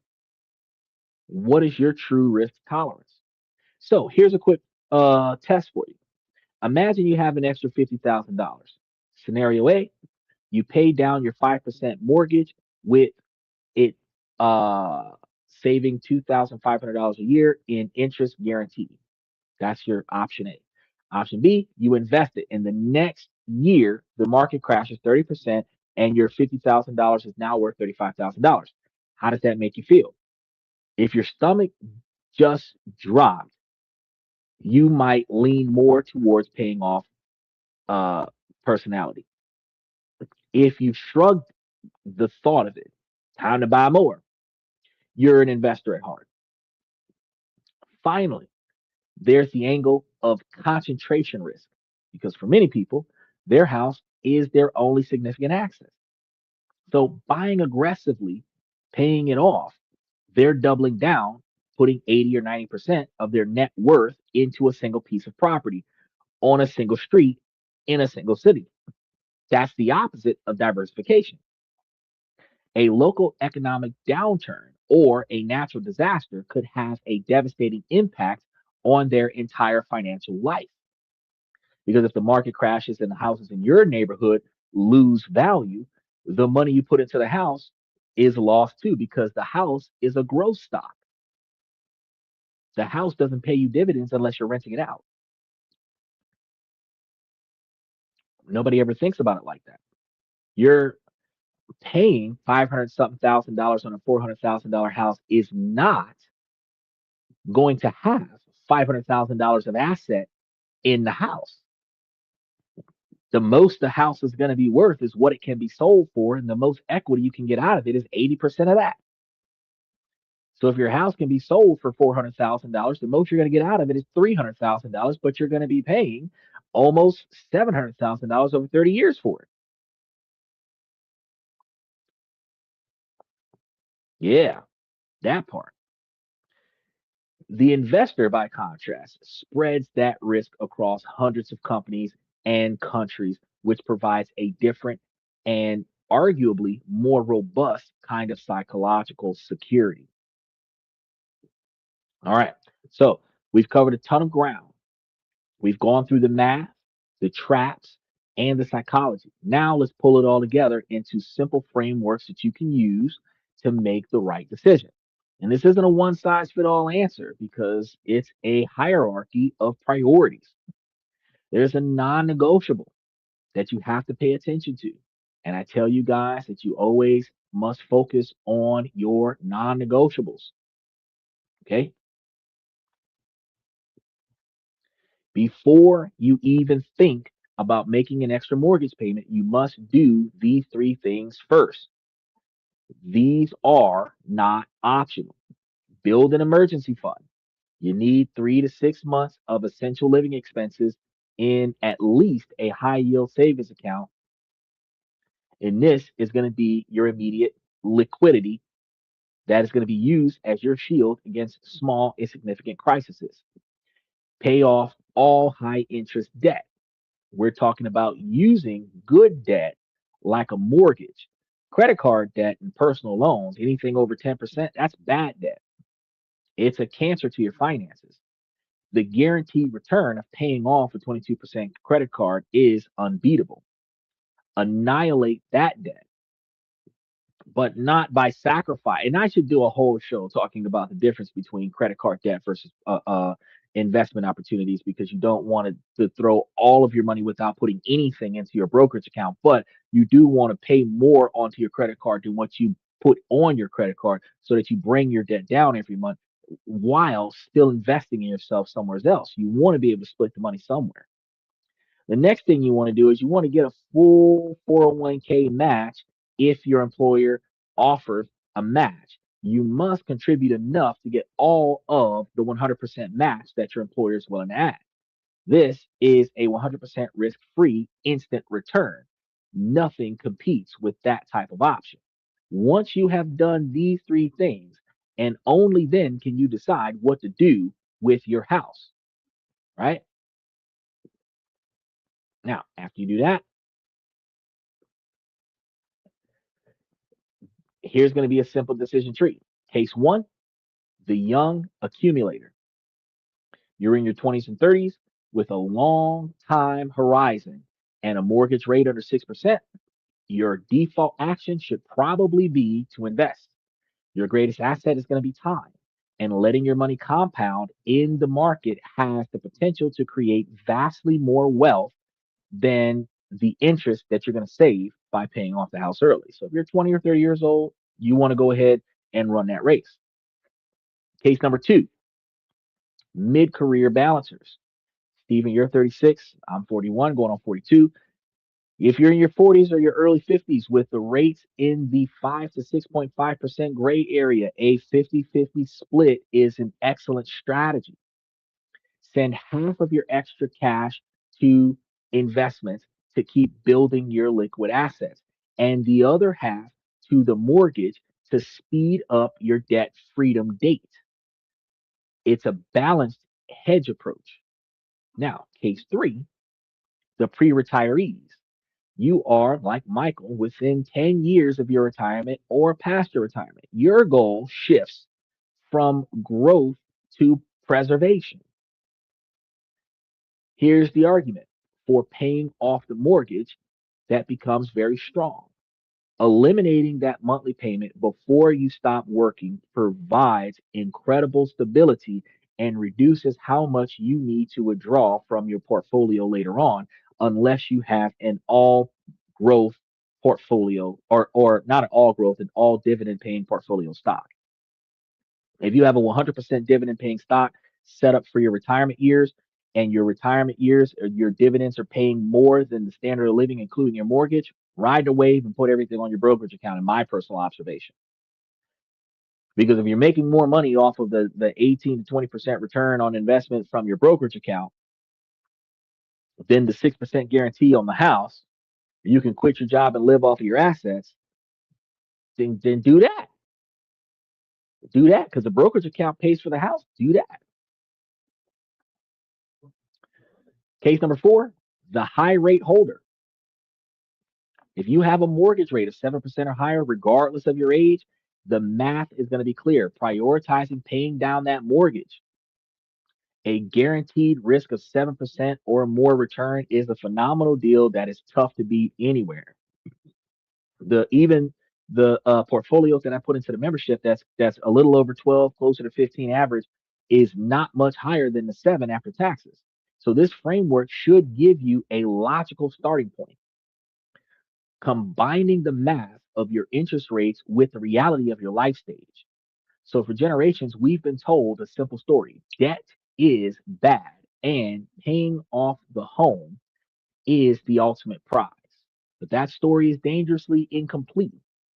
It leaves out the opportunity cost, inflation arbitrage, and the critical importance of illiquidity. The number one financial mistake that smart, responsible homeowners make is blindly following this old script. It's paying off a 3% mortgage while ignoring a stock market that averages more than 10%. It's locking up hundreds of thousands of dollars in dead equity, leaving yourself vulnerable. It's choosing the feeling of security over the ability to structure it off. Your mortgage isn't a punishment, it is a financial tool. Used correctly, it can be the most powerful leverage that you will ever get to build reality on. And it is going to give you the ability to create generational wealth. The goal isn't just to be debt free, the goal is to be financially free as well. And this means having options, liquidity, and assets working for you around the clock. So ask yourself this important question. Is your financial strategy building you a fortress of freedom, or are you just building yourself a very comfortable and very expensive prison? You let me know what you think in the comments. and what you've decided to do with your own mortgage once you get one. And if tonight's show challenges your thinking, do me a favor and hit the subscription button if you haven't already done so. Make sure that you like the show and hit the notification buttons for the upcoming shows that we're going to be doing because we've got many more deep dives just like this one to help you guys build real, lasting wealth that will be able to be recycled for generations to come. Now, that was a little bit shorter than normal, but it was still a pretty decent and thickly involved topic. There's so many different things that we can do. Like Michael said, there's so many different things that we can do. And it really requires us to really look at the alternatives, weighing the pros and cons of every decision before we get in there, and then taking action that benefits our long term. And this is why I tell you guys, building your 20, 30-year plan. Because yes, there are many ways to pay the house off in the shortest period of time. But how many ways can you have in 30 years a long-standing wealth scenario? If it makes you feel comfortable to go be a trucker and pay your house off in 8 years and then have the profits from your tenant and the profits from your trucking company putting money into your brokerage account for another 20 years, that's fine.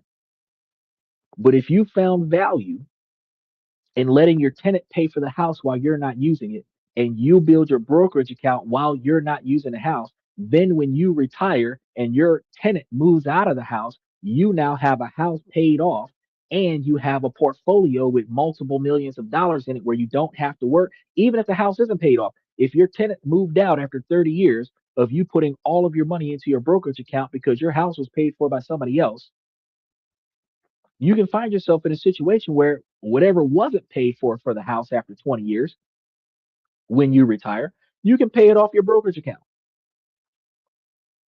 And then you don't have to worry about where your money's coming from. You can still take the extra money that's not covering your standard of living and either reinvest it or put it in a different investment opportunity because reinvesting it into the brokerage account gives you a larger principal, which gives you more dividends back, or you can reinvest it into gold, silver, and other assets that can gain capital. You can reinvest it into Bitcoin. And then special shout out to Jesse Talks. Going to a political conversation tomorrow. Who you gonna be debating with? And these are gonna be the things that we have to discuss so that we can um, build our 20-year plan so that we can find ourselves in a peaceful state of mind in our retirement. You want to be able to roll out of bed with nothing to do, nowhere that you have to go, no stress on your plate, and you're taking time out of your day, eating your breakfast, sipping on your coffee, and thinking about where do I want to invest my money and what do I want to accomplish today, or making plans this month to do something next month and taking that investment with you. That's where we're trying to get. It says, I expect some wins and some losses, and I'm mostly looking to show up and have fun. We're endorsing a candidate for office, two different guys named Paul.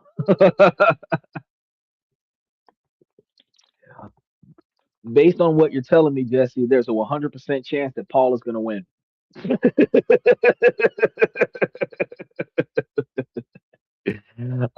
Since everybody is named Paul. Well, but look at the bright side though, John. You don't have a bunch of people named John. So Jesse, there's nobody there. There's a bunch of people there not named John. Because it's like, well, John number one and John number two.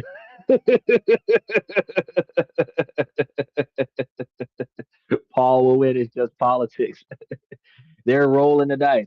Now, you're going to be at that talk. Are you going to be the one talking? Or are you supporting the person that's going to be talking? That's a clear observation.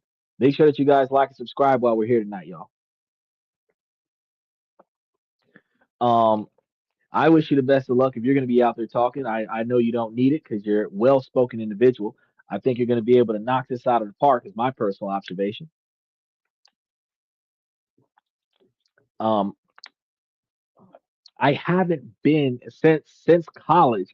I have not been involved in political debates. Um, specifically because the I'm not really as interested in politics as I am interested in the survival after the implementation of politics, which I know some political activists strongly believe that you should be more involved in politics than the aftermath. But I do not vote in the same direction as the masses. I don't vote popularity. I don't vote by brand, meaning I'm not going to vote Republican because I'm Republican, and I'm not going to vote Democrat because I'm Democrat. I'm going to vote for what benefits my finances. And the problem is that not a lot of people do that. A lot of voters vote because they know who the person is, and that's one of the reasons why so many politicians do so many campaigns, because I know of that person because I've seen him on TV, I've seen him on a billboard, I've heard his voice on the radio, but you don't know who the person is. Others might vote just based off of affiliation. Well, he's a Republican, I'm gonna vote Republican. He's a Democrat, I'm gonna vote Democrat. And then others might actually pay attention to the policies that are there, and they might not like a policy, like we didn't like abortion, so we didn't vote for Camilla Harris. Um, but and we would vote against the policy even though the other person might have less stuff benefiting us than the person that voted for the one policy we didn't like. So you have to really look at, a lot of people don't think that, well, you got to vote where your money's going first and foremost. And then you got to start paying attention to everything else. So I don't really do a lot of discussions on politics. Well, I mean, no, I talk a lot about politics, but I don't really like argue the political side of things. I argue the financial side of politics, how it impacts the bottom 25%, how it impacts the 50%, because those are the people that there's more people less than $50,000 a year, less than $75,000 a year, that gets hurt by political decisions than the people that are Republicans, true Republicans. And true Republicans make more than 100,000 a year. They make more than 150,000 a year. Those are the ones, big business, where everything is in the name of a trust or a multi-million dollar company. Those individuals benefit from Republican decisions. But the rest of us that are either food stamps, public school with a free lunch program, special housing programs, those of us that are in that scenario, whether we vote Republican or not, we are living a democratic lifestyle. Jesse says, I'm supporting one candidate and he is being smeared last minute. Oh shit, I hate smear can. Well, you know what happens is the candidate with the most positive political points typically gets hit with a smear campaign, because if they cannot devalue your logic, reason, your platform, your your whole reason for showing up, they have to destroy your reputation. He said there's other things that we are debating, and there are a few people that hate my guts. I speak my mind and don't care who disagrees with. Well, that's going to be a thing, though, bro. If you are true to believing what you're saying, it doesn't matter if they hate your guts. Some people are not going to like you because you are more charismatic. They're not going to like you because you are more direct. They're not going to like you because they want to win the discussion, but they don't have any information to do that. When you're right, and when you're wrong, plain and simple. And sometimes people just want to feel better that even though they're wrong, they're right about something else. You could be talking about how a political position could be completely destroying the infrastructure of our society. But if somebody else can get you to agree that 30-inch chrome rims on a Tesla looks good, they won that portion of the debate. And if you tell them how stupid it is to spend $150,000 for a car that gives you less performance than a $15,000 car, and then you're going to put 30-inch rims on it, which devalues the performance of the car before we even start talking about compromising the monetary value, and it's overpriced the repairs to make that happen, and then there's going to be even more repairs on it, and how idiotic that whole decision is, the person's not going to like you, bro. And there's nothing that you can do about that. You just got to recognize that once they get emotionally invested in a discussion that does not involve emotions, they need to withdraw from the conversation. And they stay in the conversation, they already lost. So there's nothing to debate. Soon as you recognize that they're emotionally invested, it's like, well, I can see where your feelings are, sir. So at this time, I'm gonna go ahead and step out of the conversation.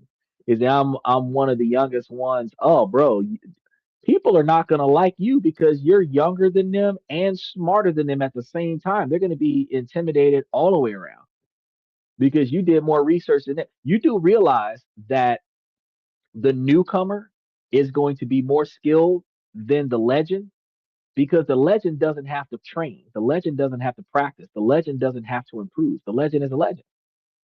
The new guy has to create. They have to make themselves the one that becomes that legend by having something to prove. The new guy is going to know more than everybody else there just to be considered equal. Yeah, you're going to piss off everybody in the room. Is it? Some people hate how uh, anti-establishment I am. But I don't. Okay, so I don't really believe a lot of the times that you're gonna come from a more anti-establishment position as opposed to the I would say more to the max. I don't know your entire political position, but I can say that you being a young generation is going to not come from anti-establishment, but more anti-traditional behaviors. Because certain things that used to work 40, 50, 70 years ago is not going to work today. And that means that you have to tear down that infrastructure and rebuild something else. And that might be misrepresented as anti-establishment because you're saying that the way we used to do shit back in the day doesn't benefit anybody today. It might have benefited people back in the day, but even the wealthy that used to benefit from that back in the day don't benefit from it today. So we shouldn't do that. And that means that now where anti-establishment comes in, we need to tear all that shit down and build something else. That logic is just, rational modern thinking, but traditional, anti-traditional behavior. What we used to always do that always worked for the old folks, that ain't working for the young bucks. And the young bucks are taking over the country.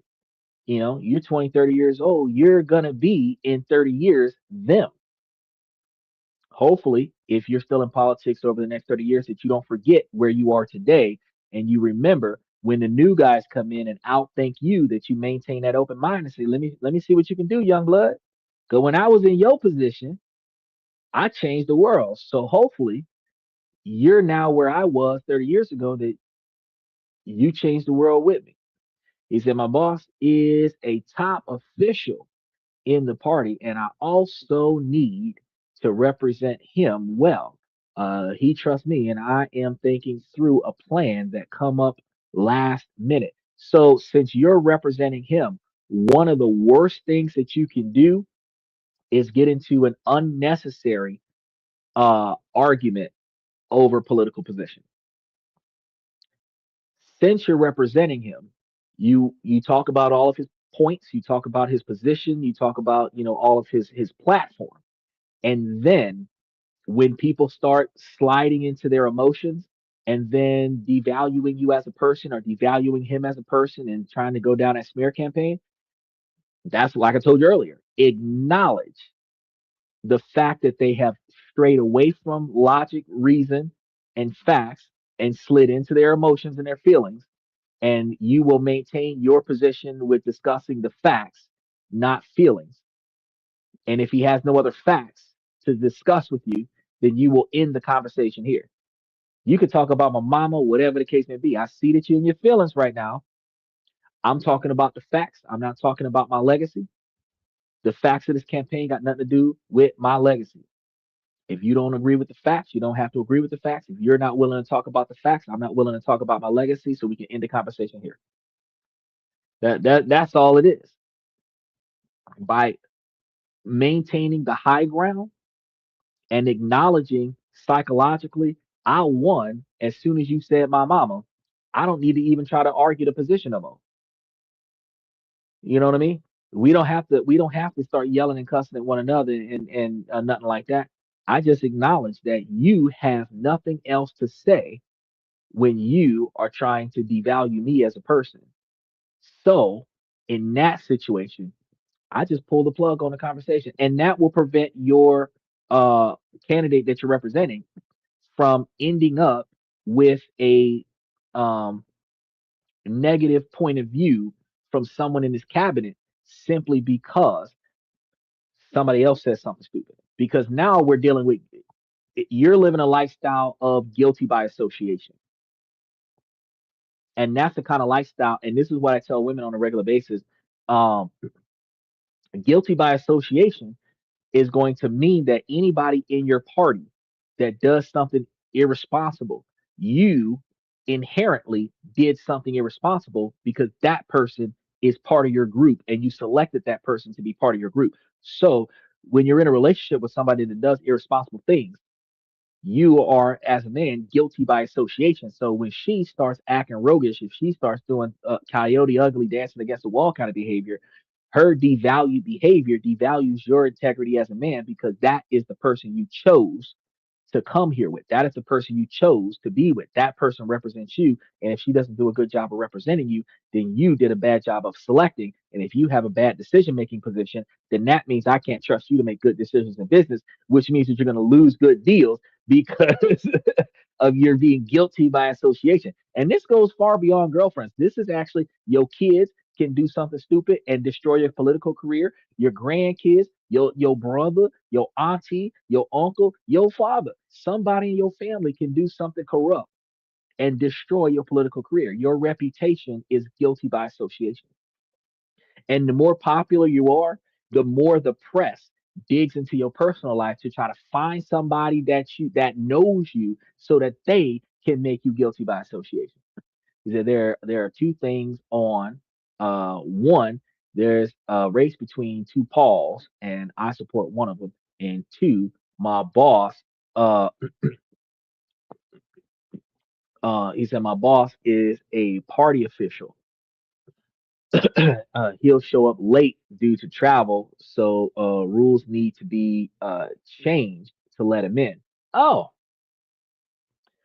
well, that's good because you're going to be there in the forefront, and as you show up in the beginning, you're able to give a positive representation of your candidate, the person that you're representing, and then you're able to turn back around and make sure that when he does get there, you're not dealing with a negative fallout from when he gets there late. So rep him well. So that when he shows up, he's got a big spotlight on him. If you can give him big shoes to fill, he's going to be very proud of you. I know I'm proud of you. I know I'm proud of you.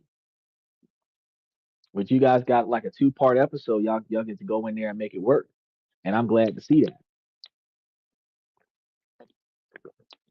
that. Um, on our way out, because we ran out of we walked through a lot of the information that we had. I'm gonna let you go, Jesse. I want to wish you the best of luck. Um, to let me know how it goes. So whenever you guys finish doing what you're doing, whatever details that you can release without getting yourself compromised, make sure that you let me know how at least how you felt about it and if you achieved your goals because I know that there's a level of secrecy you got to have. So I respect that, and then we'll follow up on you. I want to thank you guys before we go, ladies, as long as the situation doesn't make sense. Oh, anytime, sir. I always got wise words for to the best of my ability, at least. But you got to remember, though, Jesse, a wise man made jackass decisions in the younger days. So the smarter I am today, the more reckless I was when I was younger. So I take pride in learning from the mistakes of myself and the people that was around me decades ago. And I take pride in encouraging people not to make the same mistakes that I used to make back in the day. And I encourage people now to prioritize their long-term goals because really short-term gratification does not make you feel good in the long term. So I want to make sure that everybody has the ability to pay attention to the future because the future becomes your present faster than you know it and in the moment today that's going to be long in your past. So I want to make sure that we reach the goals that we aim for by making the right decisions. So on our way out, I want to say, ladies, as long as the situation doesn't make sense, I'm going to keep asking you, ladies, to make it make sense. So, ladies, please make it make sense. Fellas, I give you all this information to make y'all higher value men by finding the things in your life that you can control and changing the things that you don't like, you are capable of improving your life in a fashion where you can then navigate around the things that you cannot control. People being assholes and not liking your positions and then disliking you because you can outtalk them in a conversation. These are things you can't control, but navigating how to communicate with them and appropriately and professionally remove yourself from those conversations prevents you from getting into a spat that can then be used against you down the line. That's why I gave you this information. Now, ladies, while this is a male driven podcast from the male's perspective, you too can use this information to make yourselves higher value women by, again, finding where you want to be at in your 20 or 30-year goals, the expectations of the details that leads to the cost that you can reverse engineer down to what you have to do today to get to where you want to be at tomorrow. And then proactively put forth the effort to get to that. By doing this, you can then keep your eyes and ears open for the potential suitor that is there then presenting to you with the good character, the good decision making skills, the good personality, the drive, the ambition, the motivation to reach their goals as well as your goals, where y'all can come together and reach your goals together, and two people can make it to $1 million faster than one, which is why I tell you guys to change the way you do things. Get into it for all the right reasons, not all the wrong reasons. You want to get into it for long term goal success, not short term gratification. Because once the gratification is over, what are you doing with the rest of the day? You got what, 20 minutes worth of gratification, and then you got 23 hours and 40 minutes left of the same day. What are you doing with the rest of the time? Right? So focus on long-term gratification, long-term goals, right? And then you will see a whole new life, a whole new world, a whole new quantity of benefits for yourself and the people around you. Now, with that being said, we got a lot more stuff coming up. Make sure that y'all stay tuned. I want to thank y'all for coming to This and That. I'm your host, Xander, where we talk about this, that, and everything in between. And I will see you guys tomorrow night.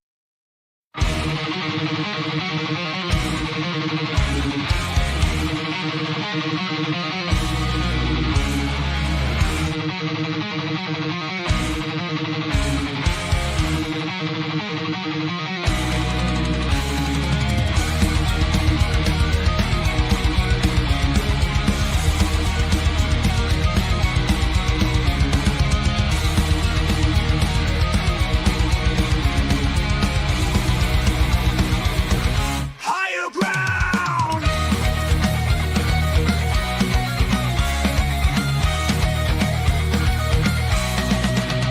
Used to chase validation, now I validate myself. Building inner strength, putting doubt upon the shelf.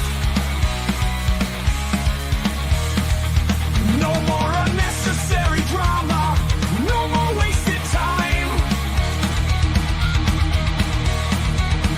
Climbing higher, constantly making my own climb. Standing on higher ground where excellence is found. My potential knows no bounds, raising the bar, breaking ground.